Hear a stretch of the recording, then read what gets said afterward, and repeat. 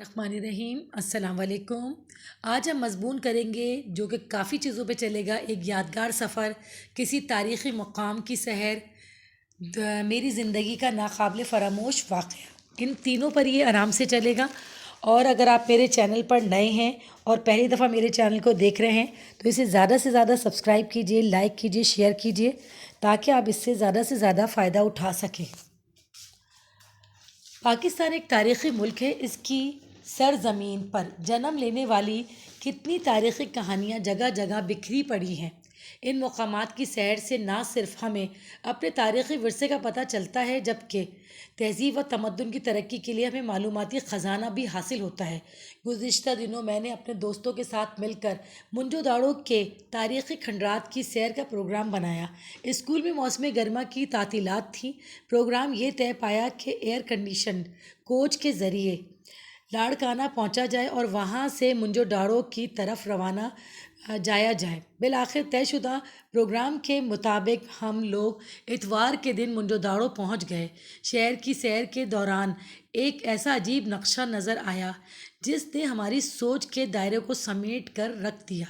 پورا شہر مختلف بلاکس جیسے آج کل ہمیں نارتھ ناظم بلاک، ناظم آباد بلاک کے بنے ہوئے اس طرح بلاکوں میں تقسیم تھا اور انتہائی خوبصورت اور پختہ عمارتوں سے بنا ہوا تھا جن میں کچی اور پکی دونوں طرح کی اینٹیں استعمال کی گئی تھیں۔ یہاں پانی کی نکاسی اور تعمیرات کا انتظام دیکھ کر اندازہ ہوا کہ 4500 سال پہلے بھی وادی سندھ کی تہذیب کس قدر عروج پر تھی۔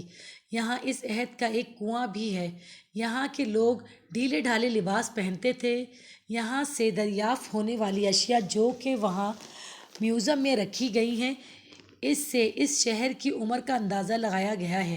میں نے اپنے دوستوں کے ساتھ منجو داڑو کے لیے سفر کیا۔ یہ سفر بہت تفریح سے بھرپور تھا۔ رستے میں ہمیں کئی خوبصورت مناظر دیکھنے کو ملے۔ پھر اپنے دوستوں کے ساتھ منجو داڑو کی سیر تقریباً 4.5 سے 8 گھنٹے تک کی۔ اس کے بعد ہم لوگوں نے دوپہر کا کھانا کھایا اور پھر واپسی کے لیے بس پہ بیٹھ گئے۔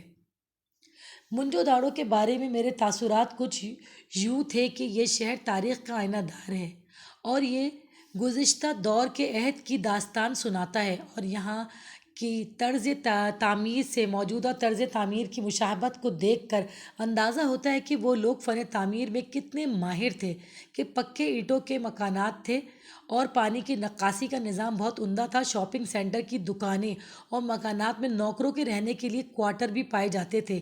یہ معلوم ہوتا ہے کہ کسی بڑے زلزلے نے اس شہر کو زمین میں دفن کر دیا۔